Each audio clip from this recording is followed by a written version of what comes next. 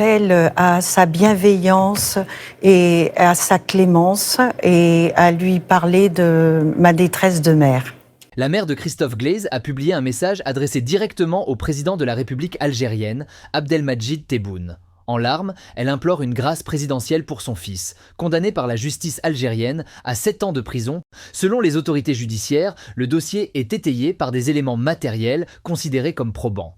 La condamnation a été prononcée à l'issue d'une procédure judiciaire conforme aux lois en vigueur. Pourtant, malgré ce verdict, la famille de Christophe Glaise refuse toute reconnaissance de culpabilité. Elle affirme que leur fils est innocent et injustement condamné sans jamais évoquer une demande de pardon ou un quelconque aveu. Cette posture soulève une interrogation majeure. Une grâce présidentielle peut-elle être accordée sans reconnaissance préalable des faits reprochés ?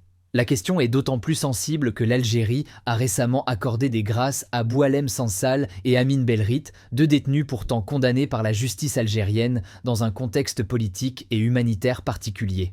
Dès lors, de nombreuses voix s'interrogent. Christophe Glaise sera-t-il le prochain sur la liste ? Une éventuelle grâce avant la fin de l'année est-elle envisageable ou l'État algérien choisira-t-il de réaffirmer la primauté de son appareil judiciaire face aux pressions médiatiques et émotionnelles ?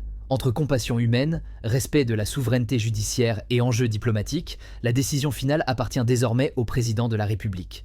Et vous, quelle doit être la limite entre clémence et justice ?